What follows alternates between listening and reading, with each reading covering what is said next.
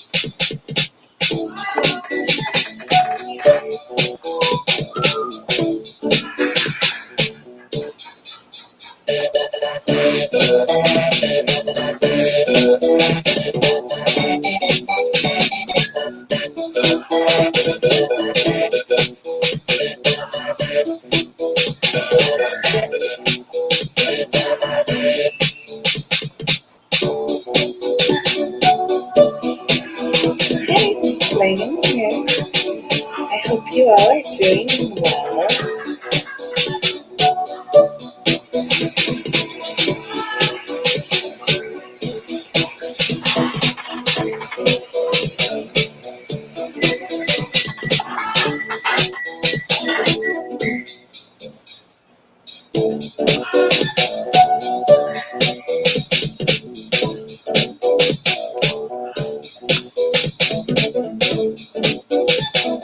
There she is, folks.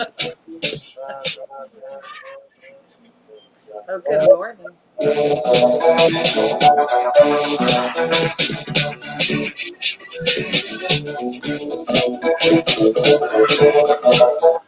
Well, hi there, Joey. Hello, good morning. Okay, so is today really Friday morning? Yeah, I just went away. What happened? Unlike Yesterday was yesterday Friday morning morning. when I said good morning, it's Friday morning. What did I do? I don't know. What did I do? I went away. I don't know what happened. You hit your Yeah. cam mic button. Apparently, Yeah, so you gotta edit name, edit audio. you gotta activate your microphone, your camera. Okay. Now he's gonna drop down and come back. So yeah, yesterday when I came up and brilliantly said today was Friday, I think today really is Friday, right? It's like Groundhog Day. Pretty sure today is Friday. Good morning, everybody. Welcome. He'll show back up at some point. Oh, and T-Bone, thank you for rejoining. We saw that.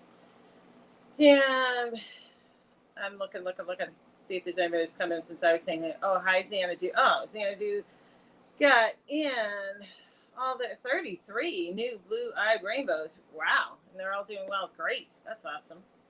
Like I said, new fish, it's fun. I haven't gotten any new fish for a while. I usually have to have mine shipped in, and it's cold up here, so a lot of times I don't ship this time of year. Oh, hey. Welcome back. Welcome to the Father Fish Show. It's lovely to have you here. I just discovered these new buttons down at the bottom of my screen. Stop pressing buttons. Who knew? Hello. Hello. So, anywho. Feel like a guest in my own home. If you keep dropping down, you're going to be a guest. Or at least a stranger. Right? So, good morning, Fortier and Joshua, Mike Jason Sear. Chad. Hello. Jason Sear. Stephanie. Harry's Tropicals. Well, that's how we pronounce it up here in the Northeast. Sear. Yeah, I'm sure that's right. Law's I 294. believe he's from New Brunswick, Canada, if I'm correct. Oh, all right. If I'm Law's correct. 294. You Lowe's, see that? Yes. Father Fish, how to treat mouth fungus on only one fish, a German ram, in a 52-gallon with Canaplex frozen food treated. In a frozen food treated, sorry. Well, what you have is a bacterial infection. And it probably is the result of an injury. If it's on the mouth, it almost certainly is. Canaflex is fine, but what I would do is remove the fish, catch it in your net. Oh, excuse me. Catch it in your net and treat it topically. Put medication directly on the infected area. And then put it back in the tank. It's the only one, so chances are it'll be fine.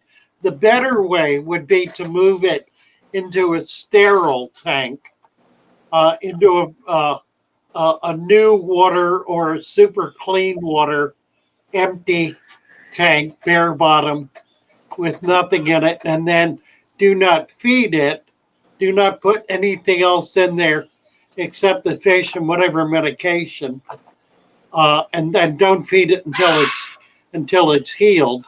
But treating topically is more helpful than treating the water column because it has to get on the injury or on the infected spot anyway. So why not just put it there to begin with?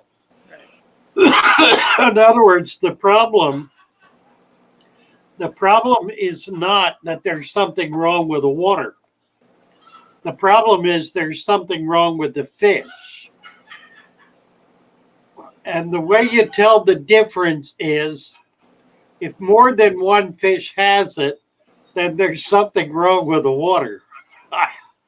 If only one fish has it, then you make the assumption that the problem is with that specific fish until you treat that specific fish. There are a few exceptions. Ick would be an exception. But any kind of fungus or bacterial infection, columnaris would be an exception. Columnaris functions more as a parasitic problem. That is to say, it jumps from one fish to the next. Gill flukes are another one. Anything that is a function of an injury or a particularly weakened fish, you're better off removing that fish. And when you see a single fish with a single problem, the best remedy is to remove that fish. Get it out of the tank, put it in its own. If you start seeing more fish with the same problem, then you need to shift gears and do something different, namely treat the tank. Chevy Fish just chimed in here. Oh no, she didn't. She's just saying hi to everybody. saying hello to A everybody. long list of hellos. A big long list of hellos. Yeah. Okay. She might very well have a helpful comment in this respect. Mm-hmm. It's a pretty common problem, Yeah. and one that requires a routine protocol. So you need to have a routine way of dealing with these things when they come up, so that you're not caught off guard. Oh, I've got my shirt on inside out. Look at Well, that. you were just off to a great start this morning. Should I change it? Can anybody tell? I actually hadn't noticed, so don't bring it to our attention It's anymore. cleaner on this side. Okay, go with that. Glory. I mean, if you prefer to step away, you know, do what you Oh, no need. need. I'm perfectly comfortable disrobing in front of the camera. From the neck up. No. Ah, killing me. Killing Where me. are we? It's someone in my family's fish, so I'm trying to avoid taking him out. What would you recommend to attack to apply topically? And any antibacterial will do just fine. You can do antifungal medications Right. are in fact antibacterial medications. And again, keep in mind that when you have a fungus, the fungus is not the issue. There's an underlying issue that must be dealt with. And the underlying issue is bacteria killing the flesh on the fish. The fungus grows on dead flesh. It does not grow on living flesh. Right. Whenever you see fungus, you know you have dead flesh. And about the only thing that causes dead flesh is bacterial infections, being attacked by bacteria. Now that can happen from a wound that opens that how can I put this? It exposes the interior of the fish. It exposes the fish to bacterial infection, to being attacked by bacteria. It actually damages the slime coat because it's the slime coat on the fish that protects it from a number of things, one of which is being attacked by bacteria. What are you smirking about there? Smirking at Johans. At 9/11. Sorry. I see that. I mean, I can't not. It made me laugh. Sorry. That's not Well, with this chat. They actually, made me laugh. yeah. I think there's a difference, Johan. I really do. I mean, I having think there's a having difference. spent years in college, I think many years. You think there's a yeah? There's There's a definitely difference. a Yeah, yeah. I never got extra wear out of underwear by reversing it. Never really worked for me, and I think it had more to do with um, how can I put this? It's odoriferous as opposed to it's it's stain condition. I don't. I just can't. I don't even want. We're done. Really. Done. Ah, And moving on, because this is not going to go anywhere good. It's just not. yeah, I suppose you're right. Yeah, there's just no way out of this hole. The So, midnight lobster is here. yes, What did and I he lost say? chair. Brianne, Jenny, James, Craig just came in. Alishon. hello. Rian. Yeah. Best plans for breeding guppies and neocaridina shrimp. Guppy grass is good. Anything that grows kind of in a nest, sort of Mhm. in a web. Guppy grass. There are lots of things. Anacharis certainly is Right. one of the most popular and common. And most any of the kabambas. I really like. God, my brain. It's a floating plant, not duckweed, but the other one, Selvine. No, not Selvine. Well, there's some water spray, frog bit. What? Yeah, those are good. The one that grows in Cornwort. no, No. no, Rickia. Oh, Rickia. yeah, I have plenty of that. Yeah. Do you really? Yeah. That's a lovely, lovely plant. I like it better than duckweed. Oh, I should say. And it has some neat properties. It grows in It grows in different ways Mm-hmm. depending on its stage of growth and where it's growing.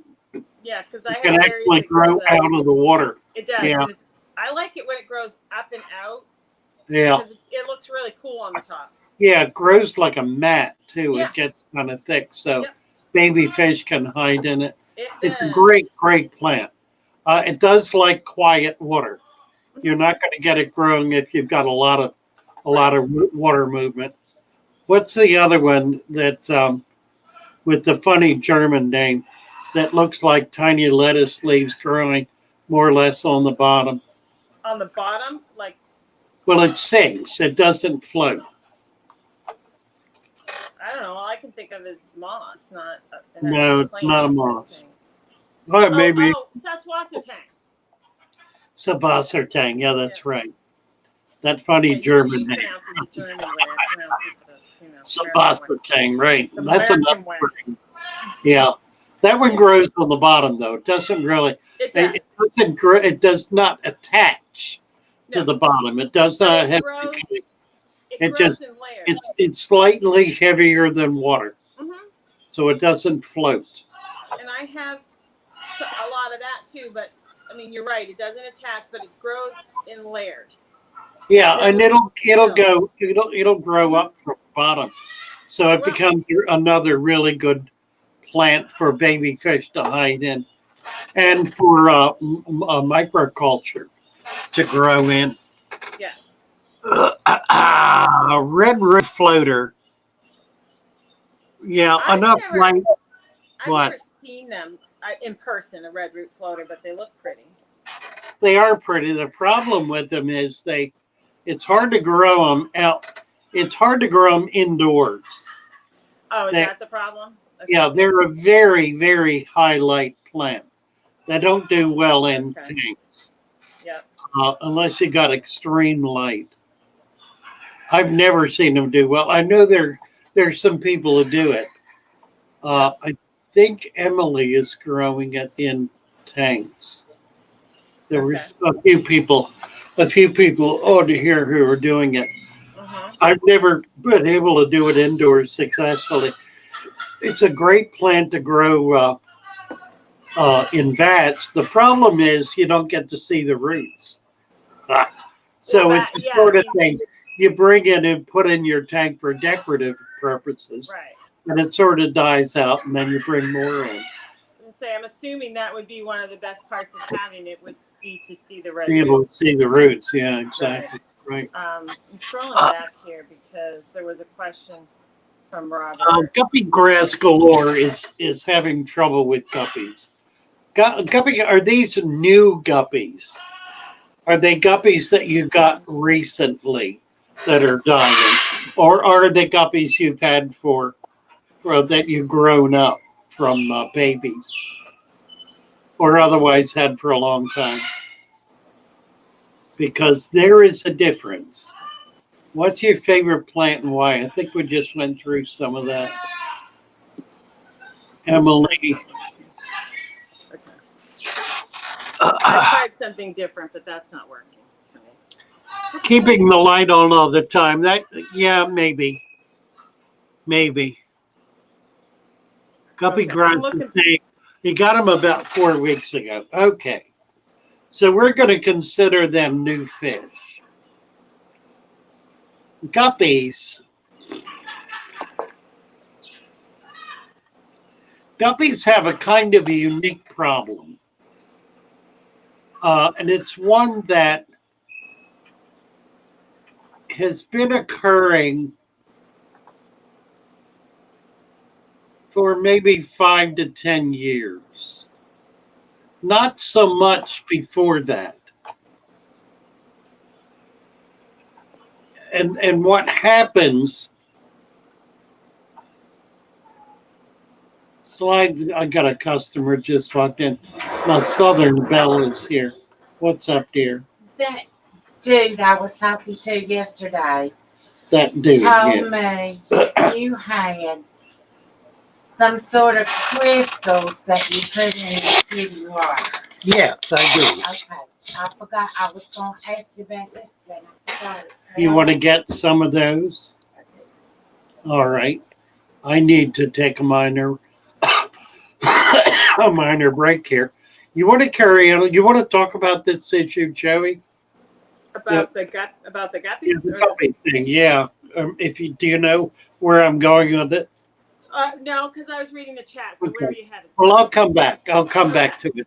Remind I me. was trying to field the next question because I figured you were on that one. Why don't you do the next question? I'll be right back. Okay. I'll find something.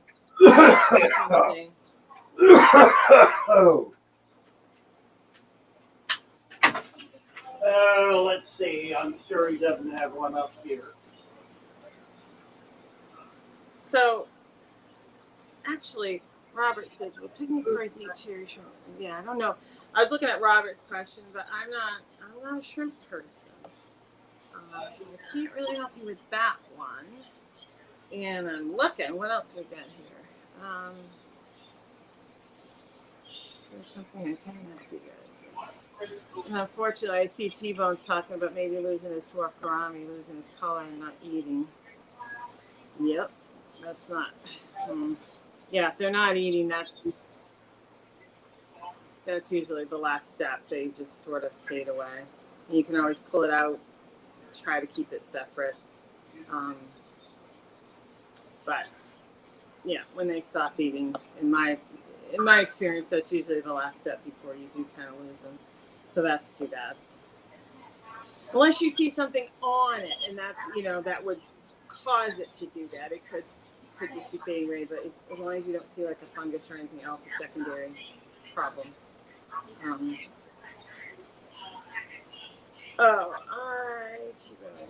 Yeah, I see Midnight Lobster suggesting parasites, which could be it.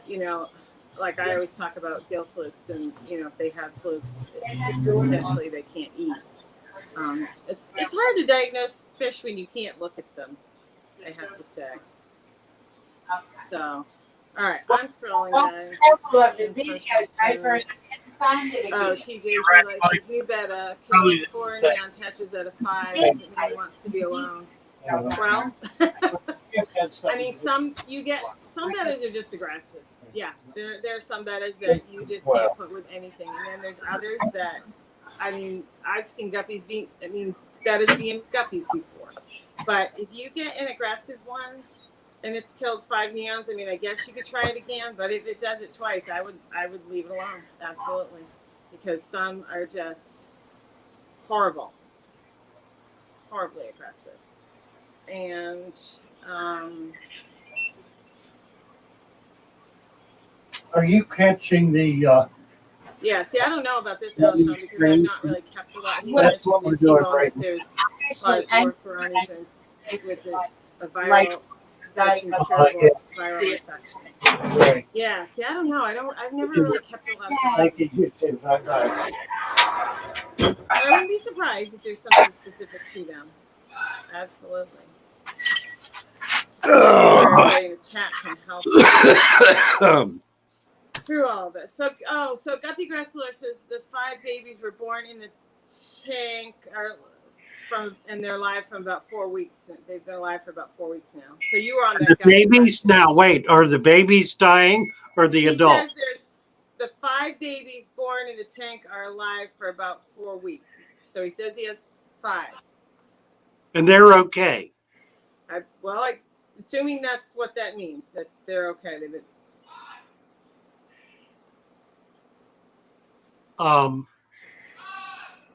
Yeah, if they're okay, then and well, what happened to the parents? Were they parents that were brought in, or parents you already had? Yeah.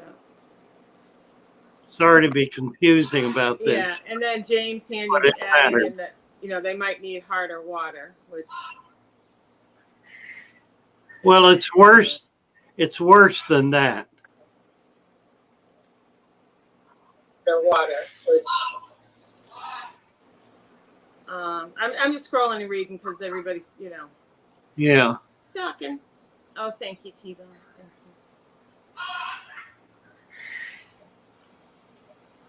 Hello, Blackbird. Randy. She came pregnant. Oh, he says no babies. No Parents babies were died. brand new. She came But pregnant. Or did the parents die?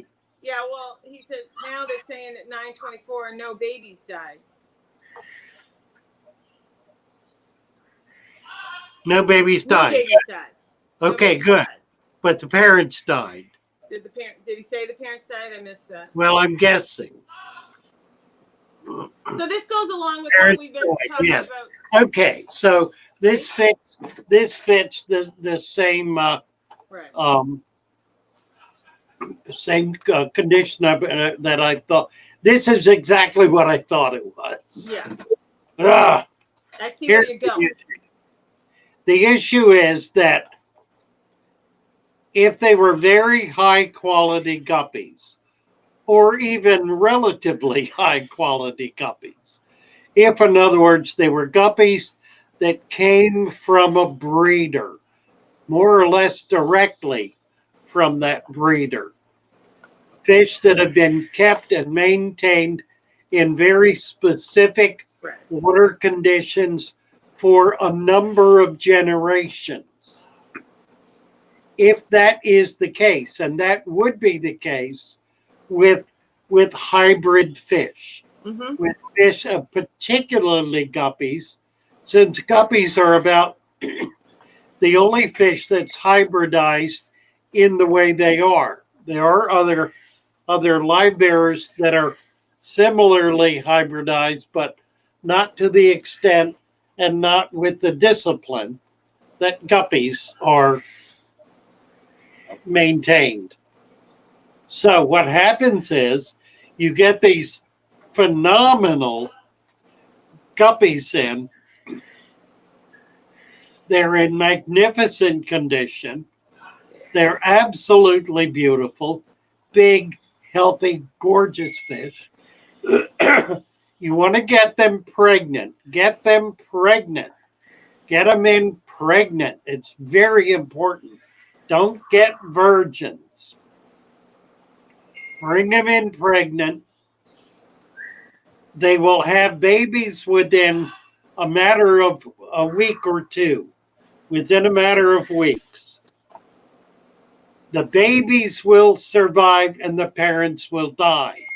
And it happens with absolutely remarkable regularity.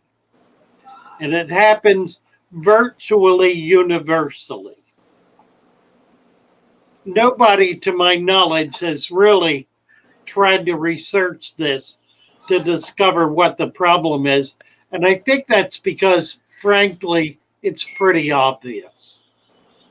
The fish has been maintained in a very specific environment for a number of generations 2, 3, 4, 5, 10, 20 generations.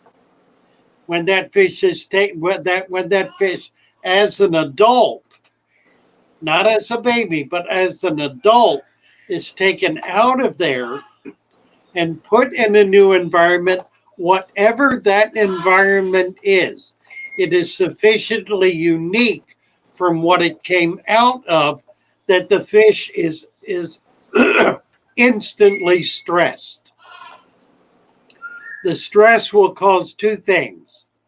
Number one, if the fish is pregnant, it'll cause it to deliver the babies. If they're at all mature and ready to be born, they will be delivered.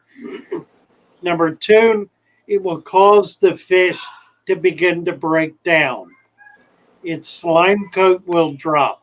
It will become prone to infection. It will have difficulty uh, um, digesting food. Its body will deteriorate within a matter of sometimes days, sometimes weeks. It will die. So I have two recommendations. Number one, if you're going to buy super fancy guppies, try to buy babies. Typically, a breeder will not sell you babies.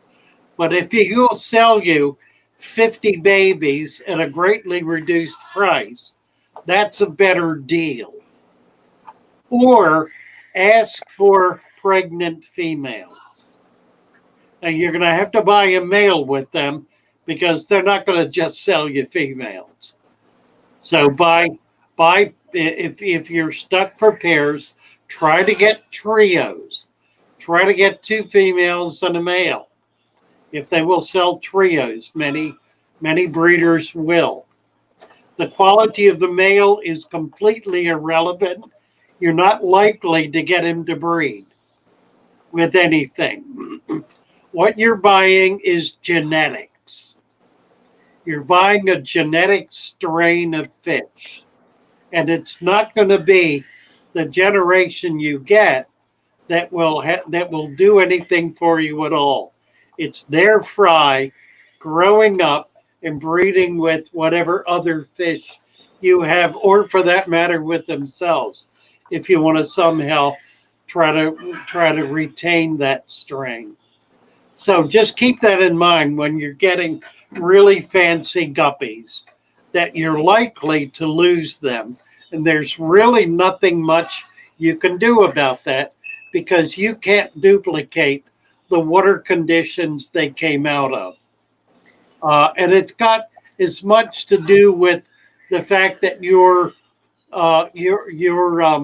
biomass is going to be different. Your biodiversity is going to be different. The kinds of bacteria you have in your system are going to be different.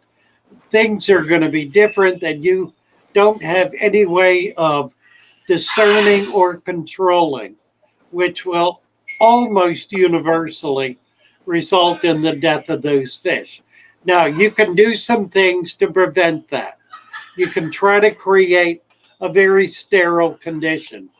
The difficulty with that, of course, is number one, sustaining a sterile condition, which is virtually impossible to do. And number two, what are you going to do with the babies when they're born? If you're doing that, you need to get those babies out of there instantly and into a normal, stable aquarium where they'll be able to fend off. Babies have the ability to fend off disease and parasites and the like much better than they do when they get older. They sort of lose that integrity. They lose the strength and the ability to do that as they get older. Yeah. So just a few little hints that might be helpful. And I think some of the things I've seen and researched on that is, especially the guppies that are coming from big breeding farms overseas, a lot of those farms use salt water in their mix from the ocean because it's free and water is expensive. And that starts when they get taken out of that and shipped, that starts that process of them going downhill, basically. Yeah. It's true. Very often. That's right. Yeah. The breeders can have a lot of tricks as to how they maintain their systems and their fish. It's a high mineral water they come out of. Yeah. Not only is the fish hybridized, right. but the system they're kept in is hybridized. Yes, and so that's a trade secret level. Yeah. You don't get to learn that as a rule. Exactly, but that's why it's so hard, as you said, with some of these guppies because of that process. So Science Gal's here. Hi, Carrie. Jenny Lynn, how many trios do you need to establish a line? Yes. That's not the issue. You establish a line by breeding. Establishing a line means that all of the offspring are identical. And you do that by back breeding. You breed daughters to fathers or sons to mothers. You back breed, and you do that a number of generations. It's usually 5 generations. In 5 generations of back breeding, thank you, Johan. very much. I know. I was just gonna say, you see That's that? your Yeah, thank coffee you. when it visits. You got it. You're going to visit Father Fish. Wow. Nice. It'll be fun to see you. Yeah. Back breeding is one of the ways in which it's possible to reinforce the genetics in order to be able to get that strain breeding through. And then when you breed similar. You don't breed different. You breed same to same. Right. There are And problems. that's I don't why. need to go. It's fine. Yeah. Well, I was just gonna say, and that's why people who really specialize in guppies. I mean, you can have 10 or 12 10-gallon tanks for one line you're working on because you Yeah. have to have Exactly. so many going. That's Um, exactly right. Yeah. and you can't do it in one or two tanks. You have Yeah. to have generations That's going. exactly right.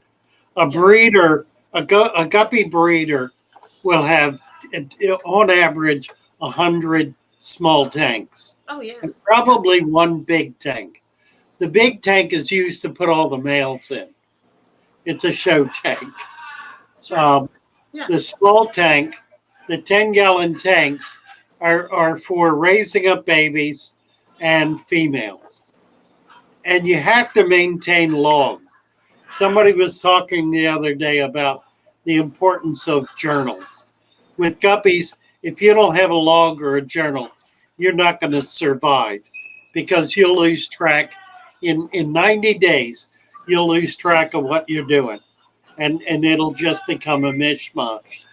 You have to be able to track each individual line, each Yes. individual fish. It's really the school of fish, and you track that.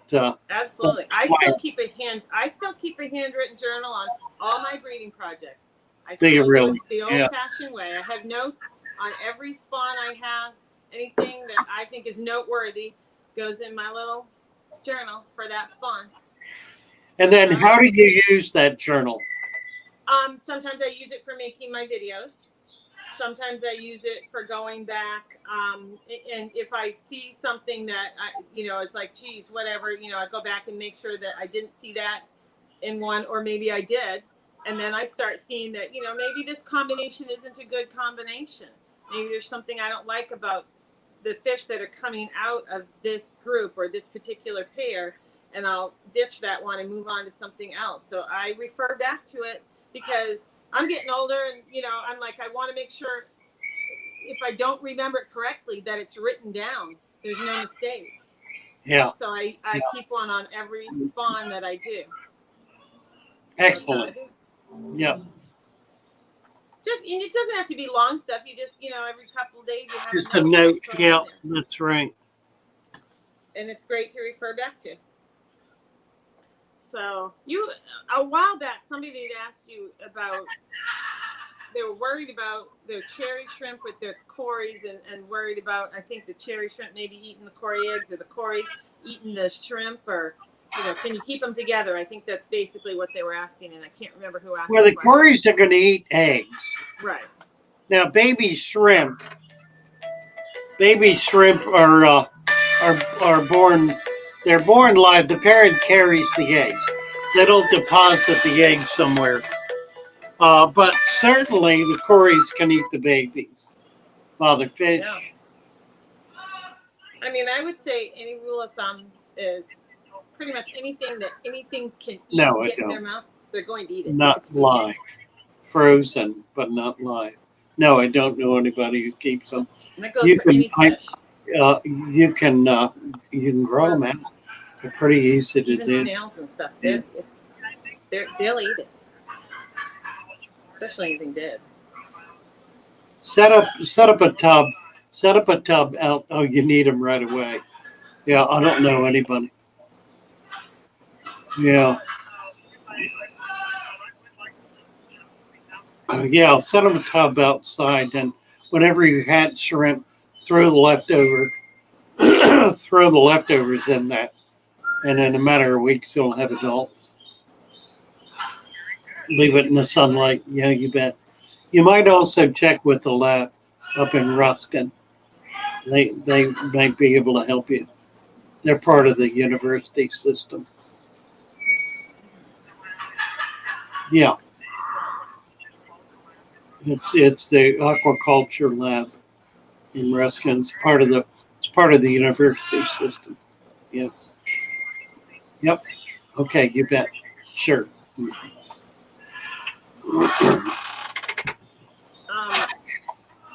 There's been the other thing you missed is there was some talk earlier because T-Bone was having trouble with his gourami. It was, color was fading and it's not eating.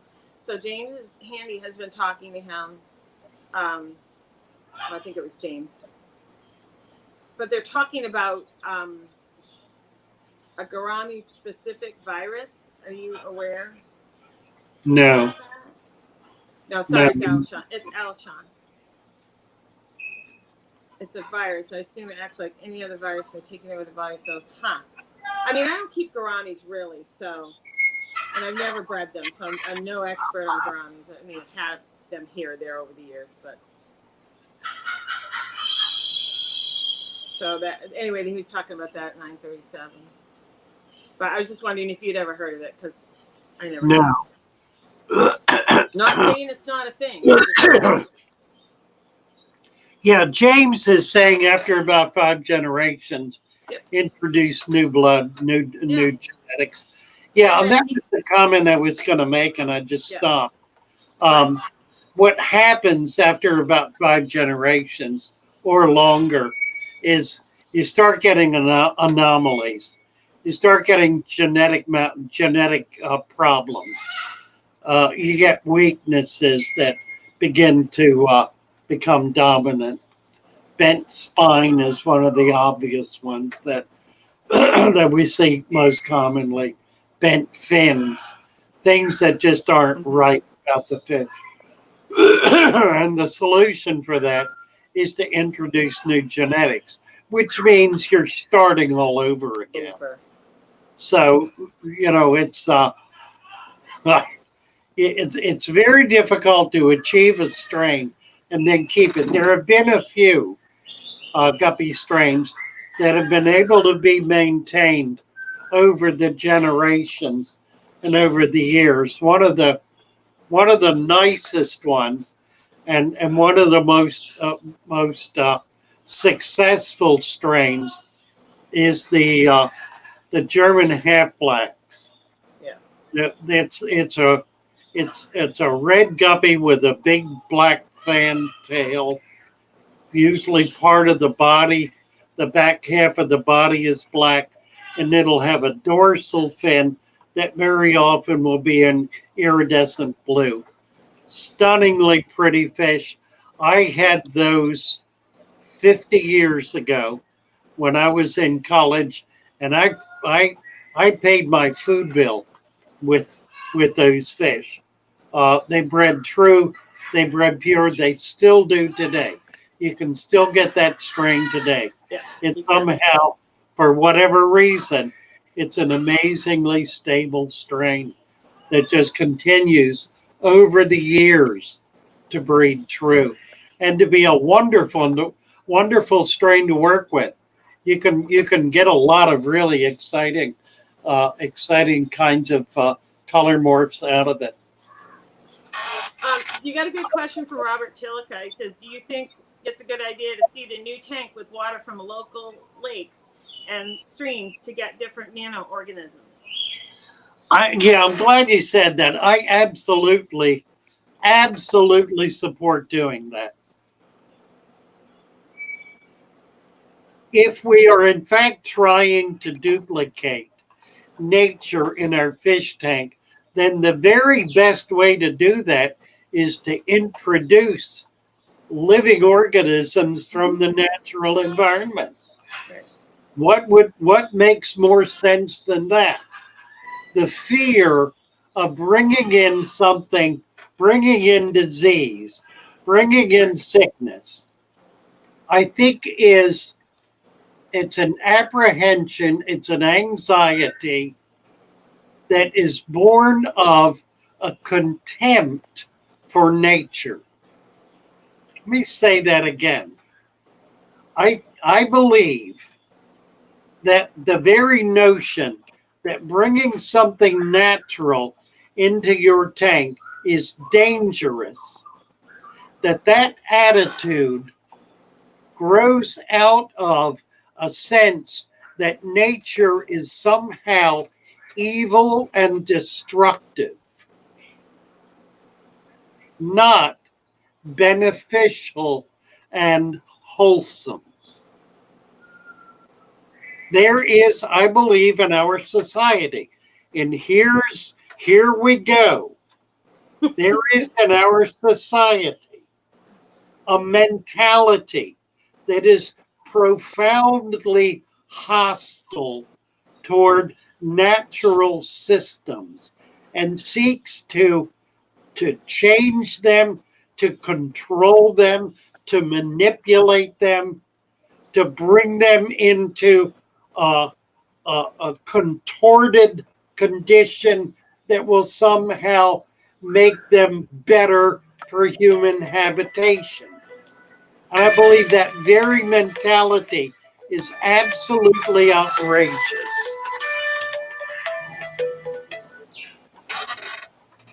Well, Wherever it's manifest, it's absolutely outrageous.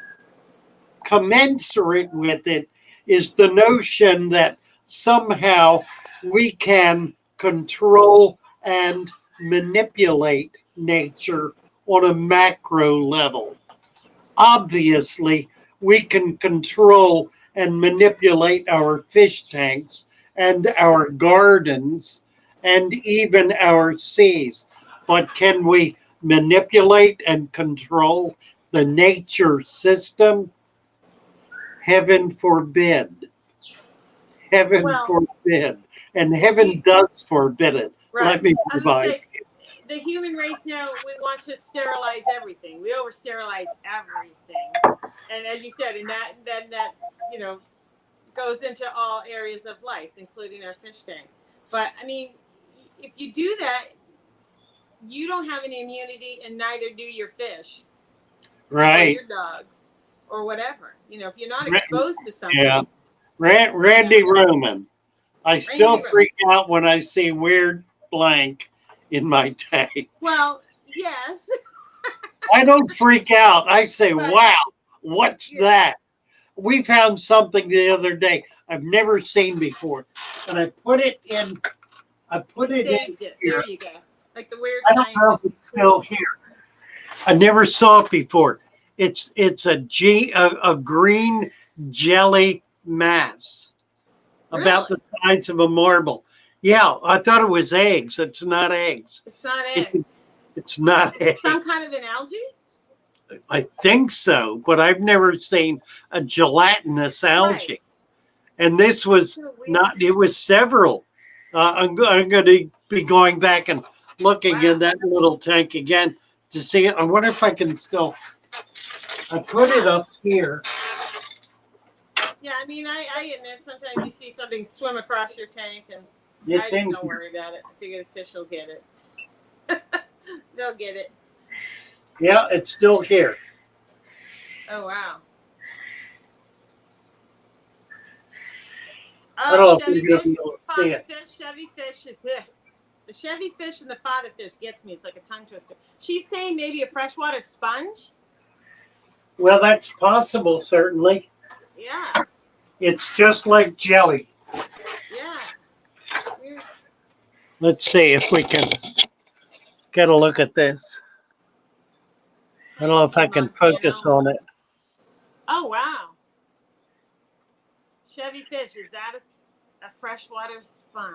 She'll tell us. Is that what she thinks? Well, That's what never she was saw it. suggesting, but now that she sees it, is that a freshwater sponge, Chevy? I'm having trouble getting Yeah. Okay, getting this it is like the focused. Sasquatch footage. Okay, hold really still. Let it It's focus. not. Yeah, I can't Pull back focus. just a little and let it focus. I think that's as close as you're gonna get. But boy, it is jelly, isn't it? It really is. Wow. And it's green. It's kind of a dark green. No, I don't see any Or does eggs anybody in it. else know for sure if that's a sponge? Yeah, it's been in the tank now here for 3 or 4 days. Wow. There's another smaller one. What kind of fish were in that tank? None to speak of. Oh, because I was like, I bet a goldfish would just eat that. Yeah, probably. You know, I would never see something like that in a goldfish. There's tank, another small piece in because, there. Huh. Isn't that wild? Yeah. So yeah, Well, talking about freshwater sponges, but I've never seen them, and they do. From what I've read, they just sort of show up overnight. You know, they're just all of a sudden there. So TJ had a question for you. Says that he has some rosy barbs that are. I'm just remembering what he said. That he has some rosy barbs that are eggy, and he wants to know about, you know, if he wanted to set up a place for them to spawn. You know, what size tank and how would you go about setting up something to spawn rosy barbs? the oldest, simplest way to do it Right. is to take a bare tank, a 1, 2, 3, 4 gallon tank. You could do a 10-gallon tank. Put two layers of marbles on the bottom. The barb lays eggs that are not sticky. Right. Like you can do the marble thing because the eggs will fall down in between the marbles and the babies, the adults will not be able to get them. So here's what you do. You set that up with about 2 inches of water above the marbles. Put them in the evening. And get a flashlight and make sure you can see under the tank so you can see the bottom. And check it in the morning to see if there are eggs in there. If there are, then take the adults out, and then you can hatch the babies. You may want to pour them off or take the marbles out or whatever. There's another way to do this that the farmers use. They will take a styrofoam box and lay a piece of lace in the box, make a kind of a hammock with it in the water, and put the adults in that, so the eggs will go through the lace, the holes in the lace, and fall to the bottom. They'll leave them in there for 2 or 3 days, no food, just that. Take them out, and then once the babies hatch, they actually take them out and put them in their ponds right away. Their ponds are prepared with meal to be able to grow out a very thick infusoria, so the babies have lots of food right away. So a few steps in the process, but not at all hard to do. Okay, Chevy says it doesn't really look like a sponge, but I have another way that I've done that type of breeding. Yeah, go ahead. You know the plastic sheets that you use for like eye hooking and stuff at a Sure. fabric store. Yeah. So it's plastic, and it's like a little grid work, and I've just they're like 8-inch holes, right? Yeah, just lay 16-inch holes. Yep, just lay it in there, and same thing, it'll fall down through, and then you can pull it out, and you can hatch them right in that tank after you take Because I've done Danios that way, and other fish. Yeah, any egg that's not adhesive eggs, it won't work. Right. For adhesive eggs like rainbows, for example, which are an adhesive egg, Corys are an adhesive egg. Right. For those, you need to have a mass of plants. Like one of the best ones for rainbows is Java moss, a big, thick bunch of Java moss, and you throw it in the tank. And then every day you take it out and replace it with another one. And when you take it out, you put it in the tank that has no fish in it, and you'll start to see babies in there. Yeah. So are you gonna look at those jelly things under a microscope? Yeah, I already did, and Very good. I don't see eggs, so it's not looking for cell structure. To see that, I would have to dye it, and at Yeah. this point, I don't want to kill it. No, no. So I'm just kind of letting it go to see what it does. And Johans wants to know, Father Fish, why is that? That many fish spawn early in the morning? Anybody knows? Yeah. Some fish spawn in the morning, Morning. some fish spawn at night. Some fish spawn at dusk, some fish spawn at dawn. Um, what is it now? The neon spawns in the morning. The cardinal spawns in the evening. Yeah. These guys will spawn sometimes in the wee hours of the morning, like 2, 3 in the morning. You know. At night, yeah. Yeah. When it's much darker, not dusk or dawn. They like it a little bit darker. But they will spawn at other times too. But I think the breeders Right. do them a lot in the middle of the night. Yeah, Dave B used a mesh sheet, setting on a few pieces of PVC, and just leave them in for 2 or 3 days. Yeah, that's Gotten a pretty couple much of what I've done. absolutely cherry I just bars. kept mine Yep. a little larger, and it just held itself up because it kind of just had a little curve. But yeah, anything like that works. TJ, do I need a sponge filter in the tank? Yeah, absolutely. Yeah, little water movements always. Oreo says Serpe starts spawning as soon as the lights come on. Mm-hmm. My white clouds always spawned. Yeah, Early Gene morning. says guppies give birth in the morning or when storms are coming through. Isn't that interesting? Sunset went bush bashing to a nearby creek, followed kangaroo track down to the water. It was fast running over sandy mud and big rocks. Collected 2 plants and mud. Best day. Sounds fabulous. I love it. I love it. Jelly balls. Here's one. Chevy Fish has got a piece on kilka weeds. Oh my. Oh, yeah. I'm going to show you this. And what's she showing? Or what do you? It's called kilka weed. Kilka. Jelly balls. It's got a jelly ball in its pond. Look at the size of that. And it looks just like it. It's awesome. So it's kind of like a moss ball, but not.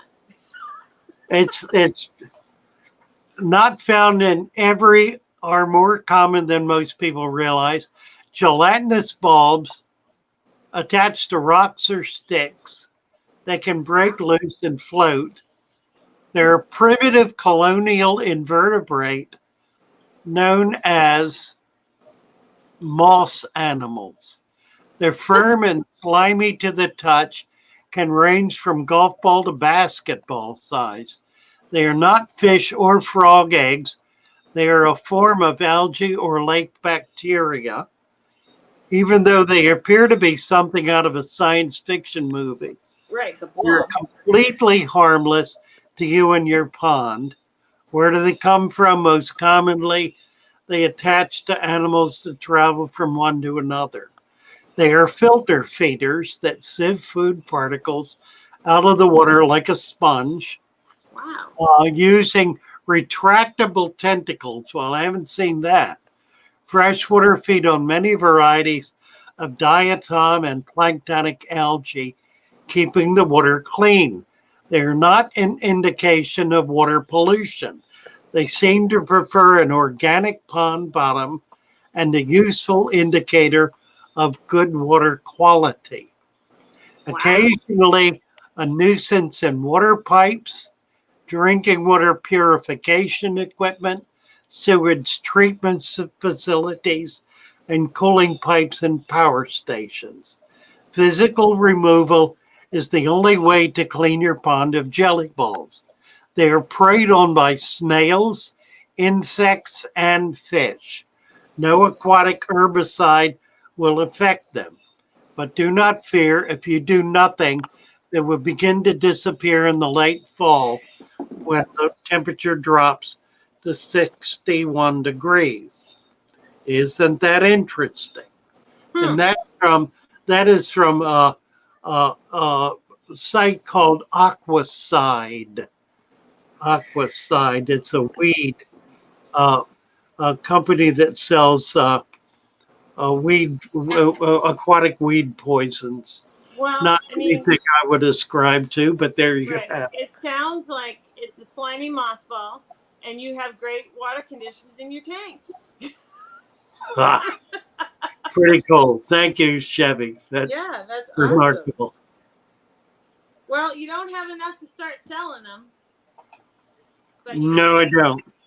I'll sell these for $100. I'll say. All right, you heard it here. You can get some of those for $100. Really? Got $100. Okay, cool. That is What neat, is though. that? I've never seen that.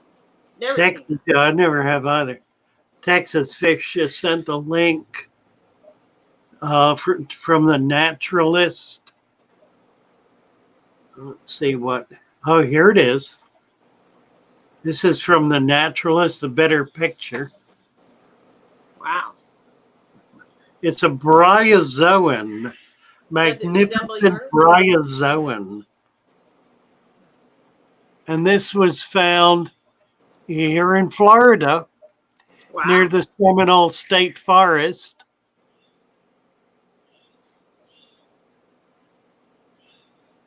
Right in the middle of the state, just north of Orlando.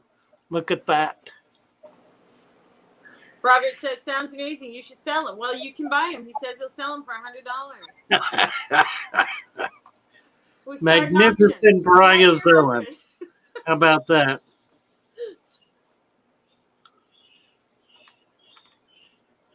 I fought one of those.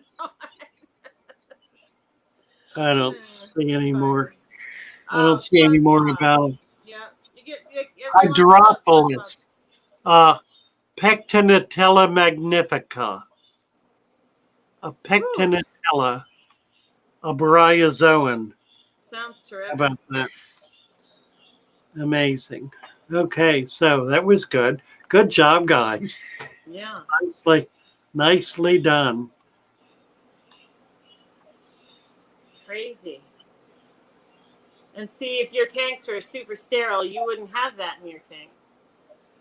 Did that come out of my tank I redid a few weeks ago?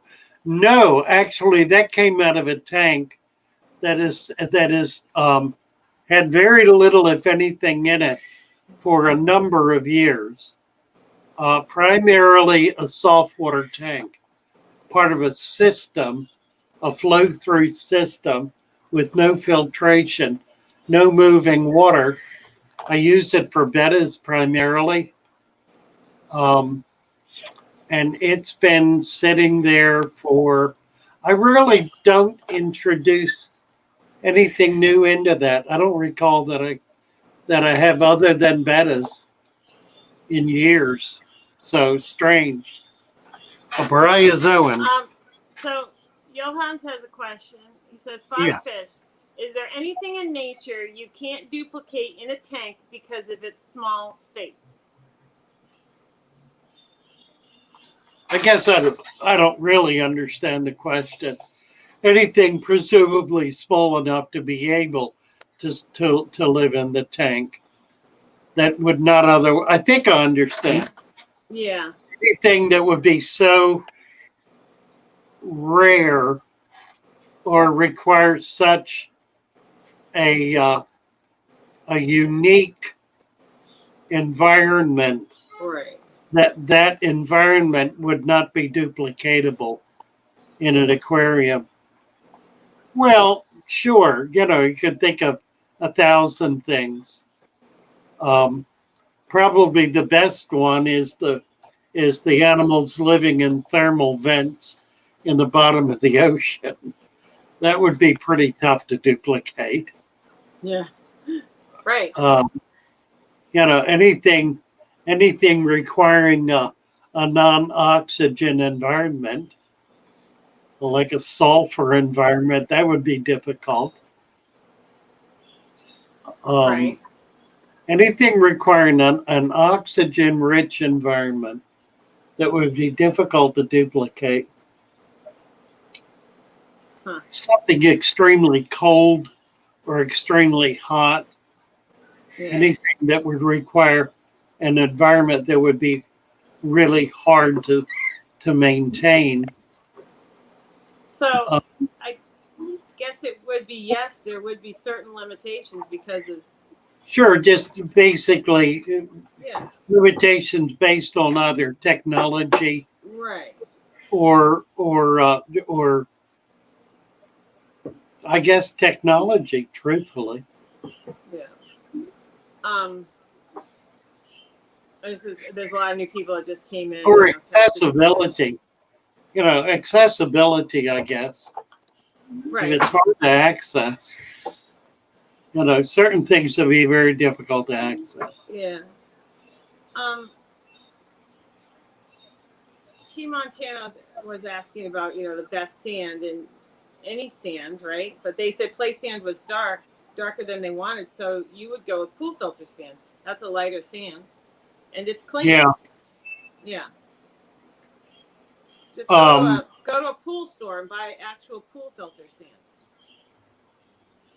Yeah. Well, Okay, here's one. Um, a system requiring substantial diatomaceous growth, requiring sufficient growth of diatoms. That would be a very difficult environment to sustain because it would require a substantial amount of dissolved silica, and that would be a tough one. There was some conversation about Hydra affecting other. somebody wanted to know how to get rid of Hydra in their tank. Yeah. Stop feeding them. Stop feeding them. If you stop feeding them, they'll shrivel up and disappear. They feed on microscopic life, primarily baby brine shrimp, Daphne, baby Daphne, even baby mosquito larvae, any tiny food source, paramecium, presumably, any tiny food source. So, and only when those food sources are sufficiently strong, sufficiently well populated to be able to create an environment where the hydra are going to be able to attach to something and be able to feed routinely. You don't find them in tanks that have a low food or ratio to water. You find them when there's very, very heavy. There should be some WD-40 in the back. I keep buying it and it keeps disappearing. See if I can find it. Yeah, The Oscars have hit. the little ones. In 55. Well, let's put a heater in it. Yeah, What do you think, like a 200 watt? yeah, it ought to do. Thomas is here trying to. Yeah. Yeah. Were you done with that, Father Fish, or did you? Yeah, I guess. Okay. I just wanted to point out something with the sand because this came up a week or two ago, and Chevy addressed it at the end of the show. But Thomas. when we say pool filter sand, we mean a new bag of sand, not used sand out of the pool filter that's had chemicals running through it. Correct. We mean new sand in the bag from the store, and Chevy addressed that a few weeks ago. But Right. that's what we're talking about when we say pool filter sand. Thank you, sir. Because you would not want to use what comes out of the actual filter from the pool. Yeah, exactly. Yeah, you certainly would not want to use old filter sand because No. it's going to have know. things like sunblocker and sunscreen and whatnot. Chlorine and Oil. aldehyde and Yeah, yeah. aldehydes, right? Yeah. Yeah. It'll be very And bad. I know what I pour in my pool. I wouldn't want that in my fish tank for sure. But Yeah. there can be confusion sometimes with for everybody.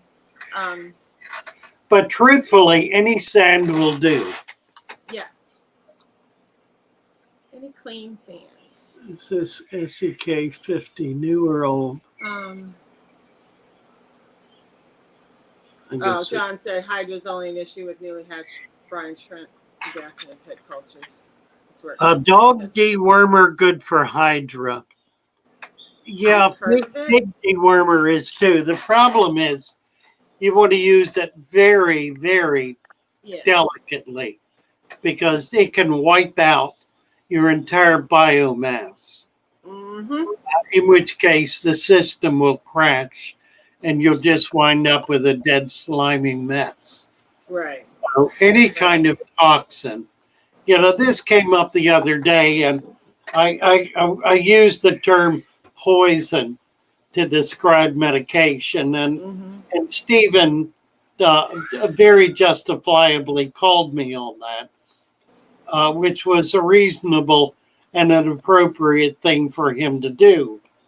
Nevertheless, barring a judicious use of such chemicals and other compounds, they can very easily become poisonous to a system.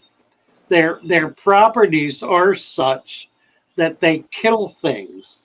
That's why they're used, because they kill things. Mm-hmm. So they are in fact toxins used used very assiduously and very delicately and very specifically to target certain certain organisms that are deleterious to other organisms, like cancer.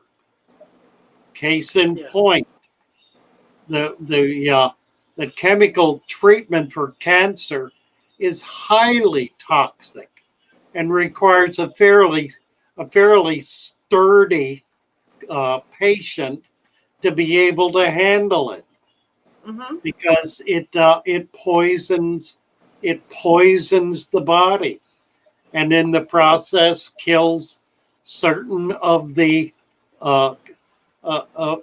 cells that are cancerous. So, my point in all of this is, if you're going to use some kind of pharmaceutical, you want to use it appropriately. You want to not dose with it by the handful. You want to not just throw it in the tank because somebody said it's a good thing to get rid of something, because you'll wind up getting rid of everything. Right. Be conscious of the fact that these are highly toxic items. And to give you an example, the three main dyes that are used in the hobby: malachite green, acroflavin, and methylene blue. All three of them exist in powder form. They can be purchased in powder form. They are highly carcinogenic. They are the dust from them is lighter than air. When you fool with this stuff, you either do it outdoors or with a good X95 mask, so that you're not breathing in these tiny dust particles, which will lodge in your lungs and develop cancers. They're highly toxic.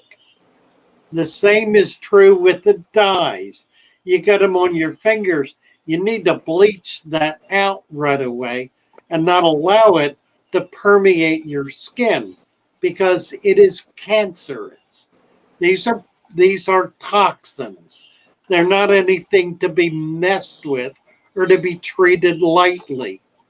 I think personally they ought to be banned, but I've got them and I occasionally use them. I have them.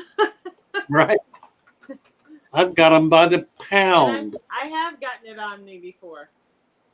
Yeah, and you just try to get it off. Yeah. Somebody has a good question in addition to the Hydra. I mean, Midnight Lobster says, what's the negative effect of having Hydra? Theoretically, they eat baby fish. They can get big enough to eat baby fish. That's about the only real negative. Right. They're not going to hurt a big fish. No. They will provide food for certain fish. There are fish that like to eat them, which is why you don't see them very often, because they're on the menu. Right. Yeah. So other than eating baby fish and eating a lot of your brine shrimp, if you're feeding a lot of brine shrimp, that's when you most commonly see them. If you're feeding brine shrimp on a regular daily basis for weeks on end, you'll wind up with Hydra. Almost. And I never get it. And I feed baby brine, but I feed small amounts many times a day. And I never end up with Hydra. Yeah, you have to have them swimming in the tank for extended periods of time. Right. For the Hydra. So the Hydra can't swim around and find them. They're attached to a location. So the food has to come by them, which means there's got to be a substantial amount of food in that environment for them to be able to feed. Yeah.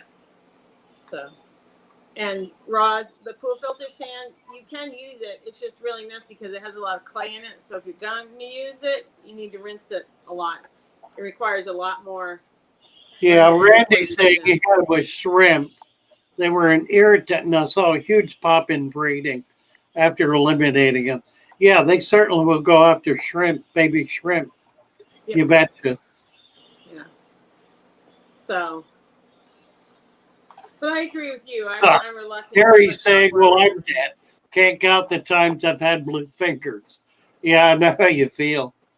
I try not to do it. You know, I've been around it my whole life, and I try to be careful with it anymore. You know, I've had blue fingers lots of times. My hand's been blue many times. And do I get it all off? No. Can't get it all off.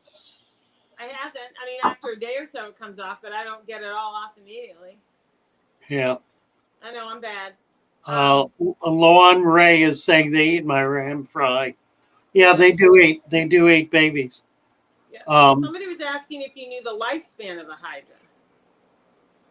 No, I know they get big, and then they'll populate by duplication. They'll pop off new ones, and they'll get pretty big. They'll get an inch long. So their lifespan must be pretty long because it takes a while to get that big.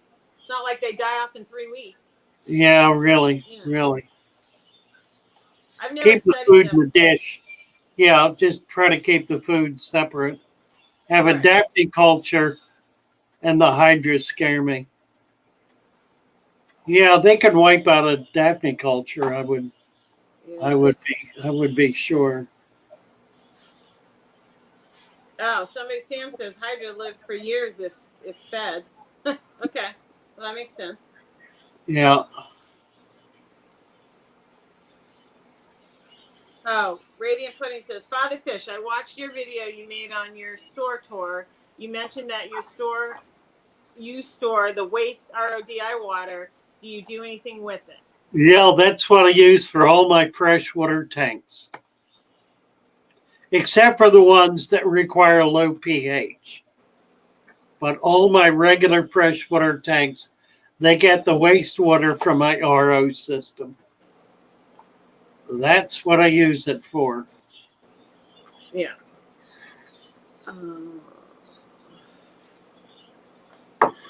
Sue Ann's just thanking you for being here and giving all the information. That's nice. Yeah, John's saying he has the same apprehension of Daphne. I mean, of hydra. It is Daphne culture. He keeps a number of cultures going. Yeah. I just use microworms and baby brine shrimp. They breed by budding. Yeah. Yeah. I can feed everything I'm breeding with those two foods, so I don't need to try to do the other things.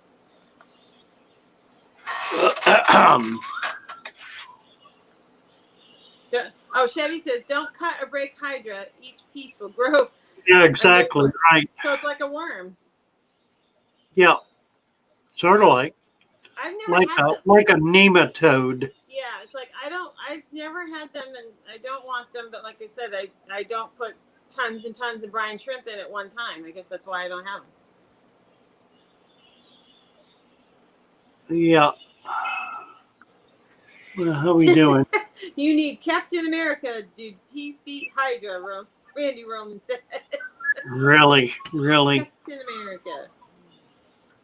Has anybody ever kept right. just, I wonder if anybody's ever just kept a Hydra tank. Well, I'm sure there are laboratories that have studied Hydra for their properties. Yeah. T Montana wants to know how often to change water in a new fish tank. Oh, as needed. As needed. I don't have any.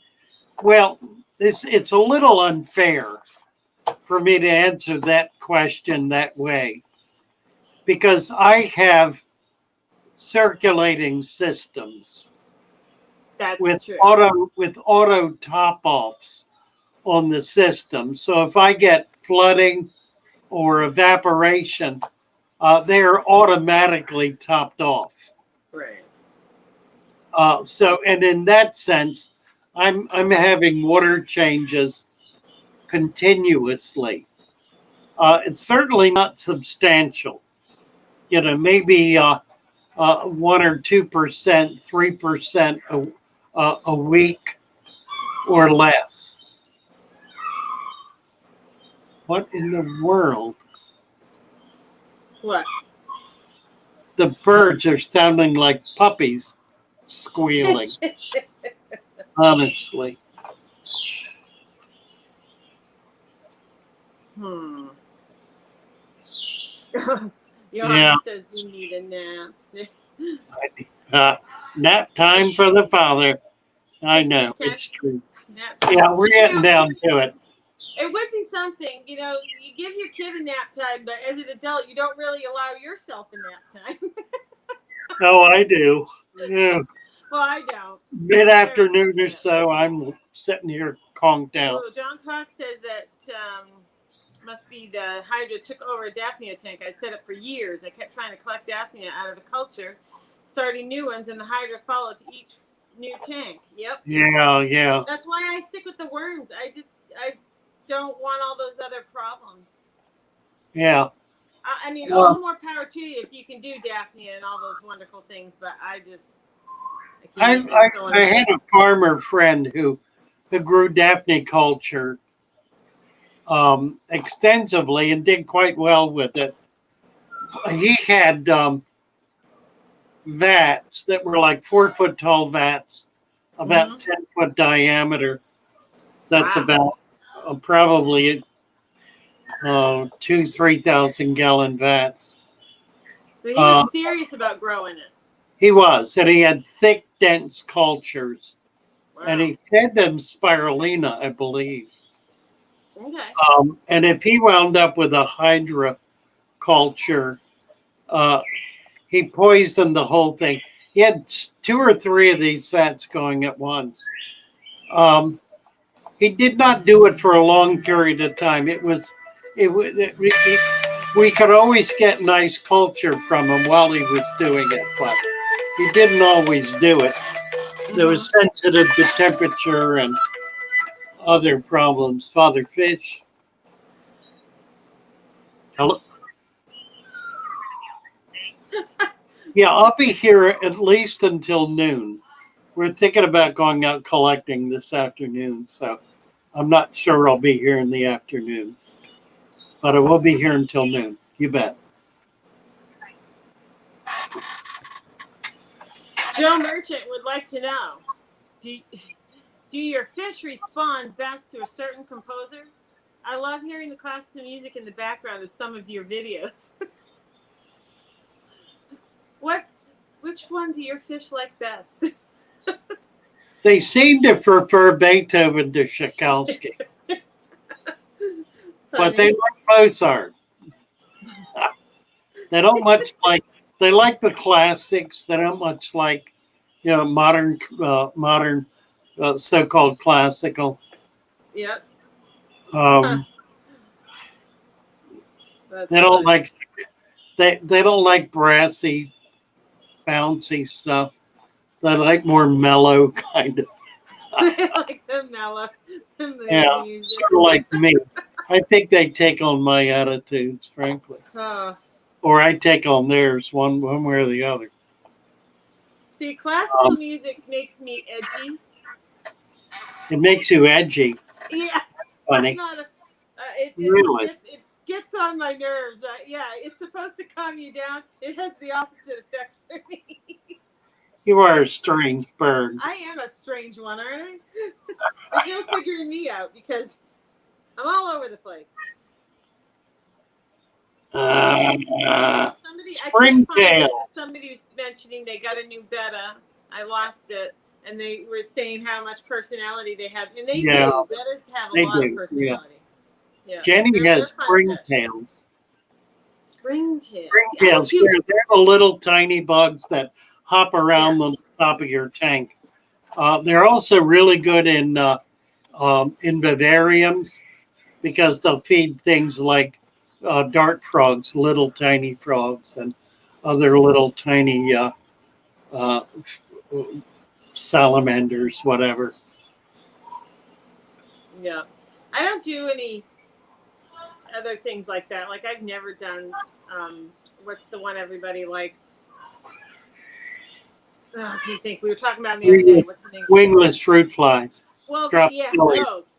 I'm telling you, my first experience with those, they crawled all over my kitchen counter and disappeared. And I was like, okay, I've had enough of these. It was so fast.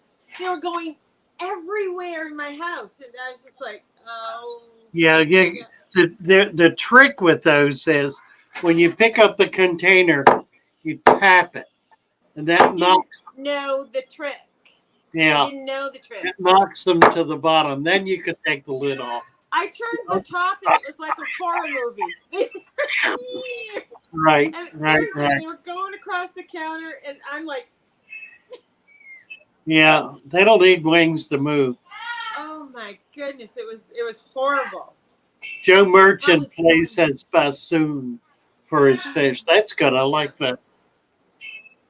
But you need to put that on a video, Joe. Oh, John Cox says put the wingless fruit flies in the fridge for a few minutes before opening That'll them. drop them. I'm Yeah, sure those are all good things, but see, or I had a slow bad experience. down. I'm not going back. Radiant says cows produce more milk classical than metal music. Sean does his wingless fruit flies outside. I never had them. I bought them. Oh, this is gonna be great. Turn the top. It's like a Funny. little volcano. Sean does LBB, white worm, wingless flies, and vinegar eels. All good stuff. Yeah. I want to get some. I want to get some white worm culture. Not I micro. would like to try that. I would be interested in trying that, but Yeah. anything that obviously that anybody can deal with that's good for their fish. Like I said, all the more power to them. It's just there's certain things I don't want to deal with, but Yeah. I would like to try those white worms. I think I could do that. I think I could grow some white worms. I could be good at that. Andy says his Oscar pair love Pink Floyd. I think he does I too. like Pink Floyd.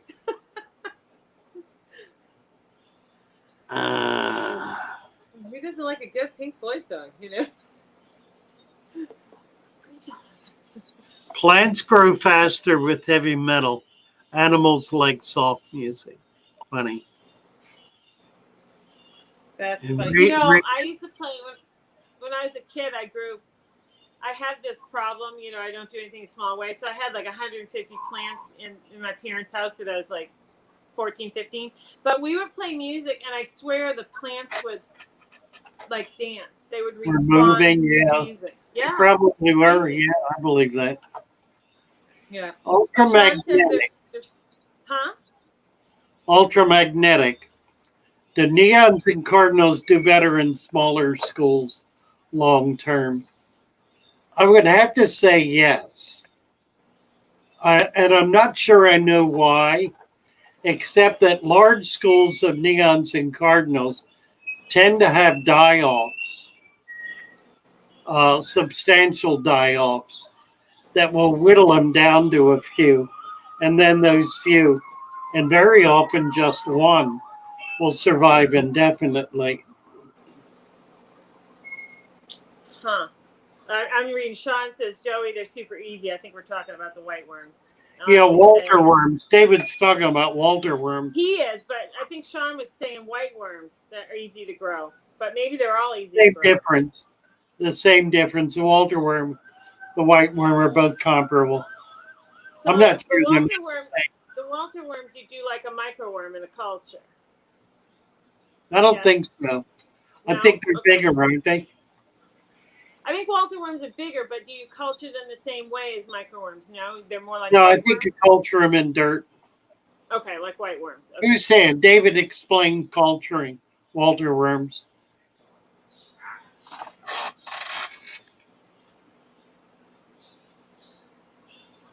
Huh. I don't know. There's just so many. Yeah, somebody else. Sunset's asking.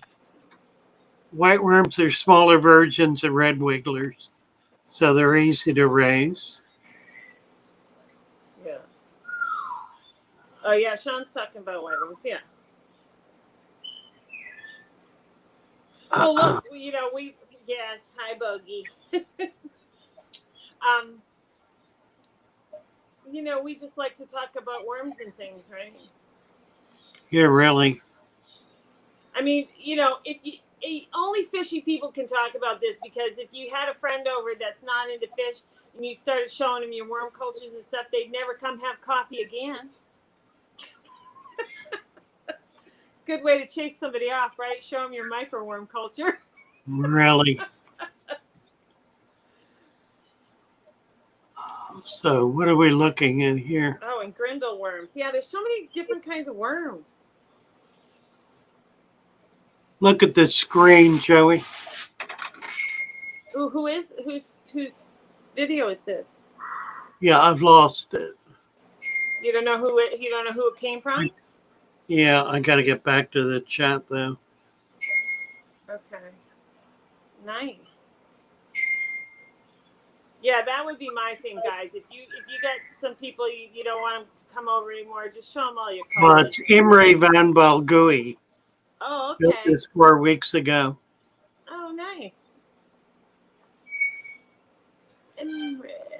And I just messed it up. Hello. So click on that, guys. That's pretty cool. Yeah.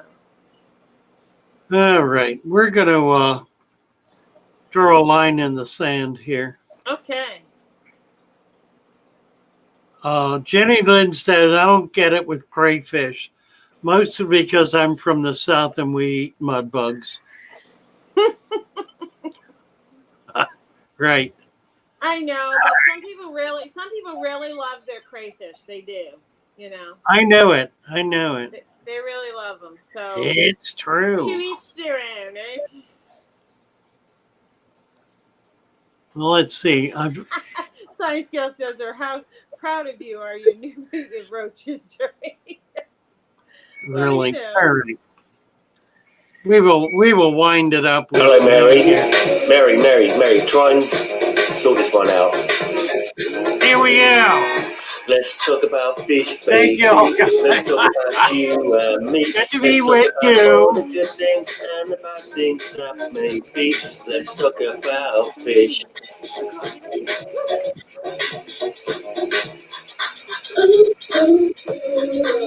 Let's talk about fish, baby.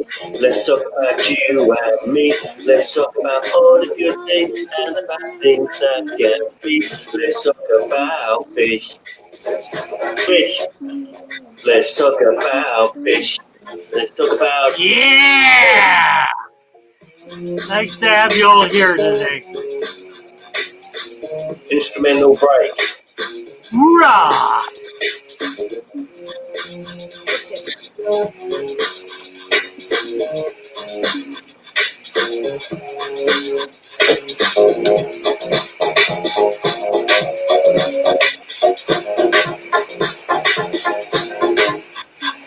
Let's talk about fish, baby.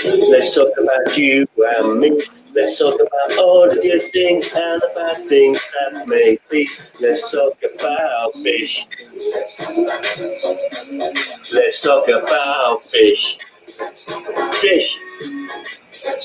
Fish. Let's talk about you and me.